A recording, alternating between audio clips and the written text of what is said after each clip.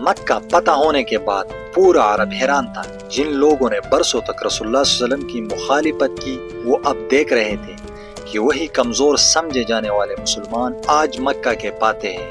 اب مسلمانوں کی طاقت کو پورے عرب میں کوئی نظر انداز نہیں کر سکتا تھا، لیکن اس وقت کے دو بڑے اور طاقتور قبیلے حوازن اور ثقیف نے فیصلہ کیا کہ اگر آج انہوں نے مسلمانوں کو نہیں روکا تو کل پورے عرب پر ان کی حکومت قائم ہو جائے گی۔ اس لیے انہوں نے مسلمانوں کے خلاف جنگ کا اعلان کر دیا۔ یہ طائف کے وہی قبیلے تھے جن میں سے ایک قبیلہ ثقیف تھا، وہی لوگ جن کے پاس کچھ سال پہلے رسول اللہ صلی اللہ علیہ وسلم خود طائف گئے تھے تاکہ انہیں اسلام کی دعوت دے، لیکن انہوں نے نہ صرف آپ صلی اللہ علیہ وسلم کا مذاق اڑایا بلکہ اتنے پتھر برسائے کہ آپ صلی اللہ علیہ وسلم کا جسم خون سے تر ہو گیا، یہاں تک کہ جوتے خون سے بھر گئے۔ لیکن اس وقت بھی رسول اللہ صلی اللہ علیہ وسلم نے ان سب کو معاف کر دیا اور بد دعا کے بجائے ہدایت کی دعا کی۔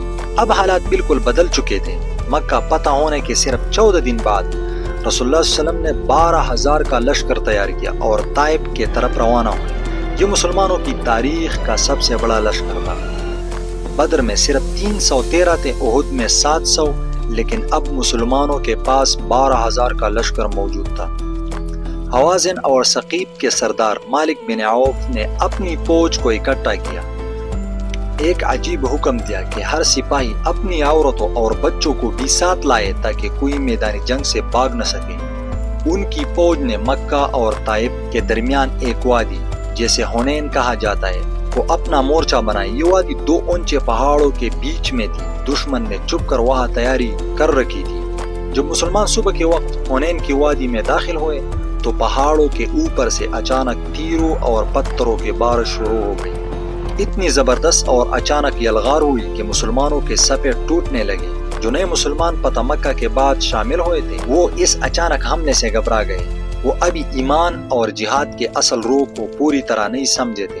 کئی لوگ چیخنے لگے، آج تو ہم ہار گئے۔ کچھ کہنے لگے، ہمارے پاس تو 12,000 فوجی ہیں، ہمیں کون ہرا سکتا ہے؟ لیکن اللہ کو یہ غرور پسند نہیں آیا اور نتیجہ یہ ہوا کہ مسلمانوں کا لشکر الٹا بھاگنے لگا۔ 12,000 کا لشکر پسپا ہو رہا تھا۔ صرف چند ساتھی رسول اللہ صلی اللہ علیہ وسلم کے پاس باقی رہ گئے۔ ان میں آپ صلی اللہ علیہ وسلم کے چچا حضرت عباس رضی اللہ عنہ اور حضرت ابو سفیان بن حارث شامل تھے۔ دشمن کے تیر چاروں طرف سے آ رہے تھے لیکن رسول اللہ صلی اللہ علیہ وسلم اپنی جگہ ڈٹے رہے۔ حضرت عباس رضی اللہ عنہ کی آواز بہت گہری اور بلند تھی۔ انہوں نے زور سے پکارا، اے انصار کے لوگوں، اے اہل بیت، اے وہ لوگ جنہوں نے درخت کے نیچے بیعت کی تھی، کہاں جا رہے ہو؟ اللہ کے رسول صلی اللہ علیہ وسلم یہاں ہے۔ یہ آوازیں وادی میں گونجنے لگی۔ بھاگتے ہوئے مسلمان رکنے لگے، پھر ایک ایک کر کے واپس آنے لگے۔ رسول اللہ صلی اللہ علیہ وسلم نے اپنی اونٹنی آگے بڑھائی اور اعلان فرمایا، میں اللہ کا نبی ہوں، یہ جھوٹ نہیں، میں عبداللہ کا بیٹا ہوں۔ یہ الفاظ سن کر مسلمانوں کے قدم جم گئے، وہ پلٹ کر واپس آنے لگے۔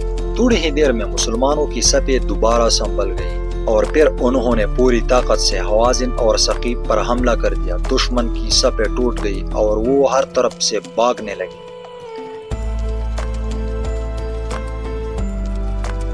یہ مسلمانوں کی بہت بڑی فتح تھی۔ میدان میں ہزاروں دشمن مارے گئے، 6,000 قیدی پکڑے گئے اور 24,000 اونٹ، بکریاں، مال غنیمت مسلمانوں کے ہاتھ آیا، لیکن اصل جنگ ابھی ختم نہیں ہوئی۔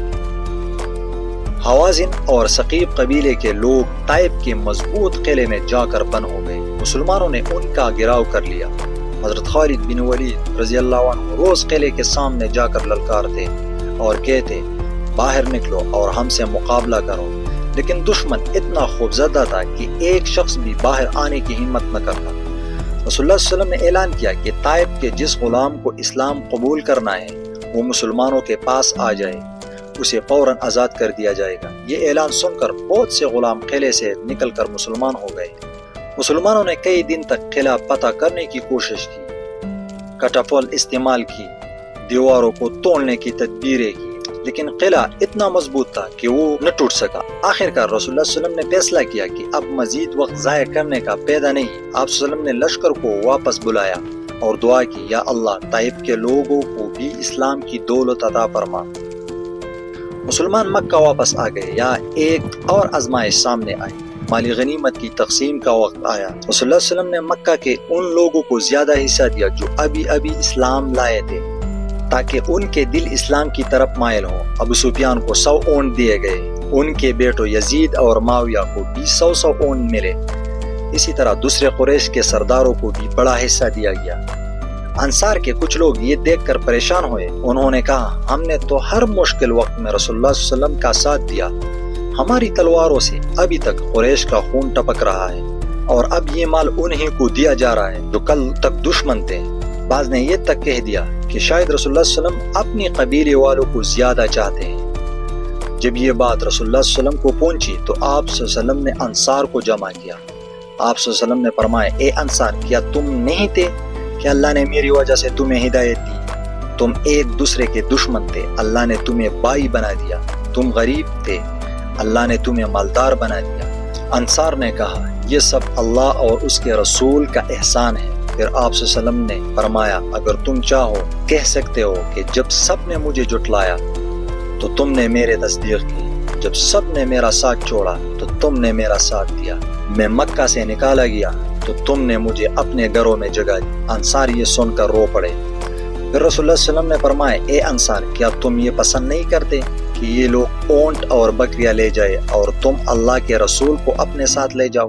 خدا کی قسم اگر ہجرت نہ ہوتی تو میں انصاری میں سے ہوتا، رسول اللہ صلی اللہ علیہ وسلم نے فرمایا۔ پھر رسول اللہ صلی اللہ علیہ وسلم نے اللہ سے دعا کی، اے اللہ انصار پر رحم فرما، ان کی اولاد پر رحم فرما اور ان کی اولاد پر رحم فرما۔ یہ سن کر انصار کے دل خوشی سے بھر گئے اور وہ رونے لگے۔ سب نے کہا ہمارے لیے اللہ کے رسول کافی ہے، ہمیں دنیاوی مال نہیں چاہیے۔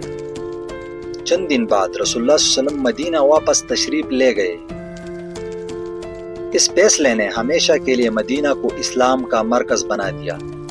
اگر رسول اللہ صلی اللہ علیہ وسلم مکہ کو دارالحکومت بنا لیتے تو آج لوگ صرف حج کے لیے مکہ آتے اور مدینہ کی کوئی حیثیت نہ ہوتی، لیکن اللہ نے مدینہ والوں کی نسلوں کو برکت دی اور آج 1400 سال سے مدینہ دنیا کا روحانی مرکز ہے۔ غزوہ حنین کے بعد پورا عرب سمجھ گیا کہ اب مسلمانوں کو ہرانا امپاسبل ہے۔ یہ مسلمانوں کی وہ آخری جنگ تھی جو عرب کے اندر ہوئی۔ اس کے بعد اسلام پورے جزیرہ عرب میں پھیل گیا اور عرب کے قبیلے جوگ در جوگ اسلام میں داخل ہونے لگے۔ سبسکرائب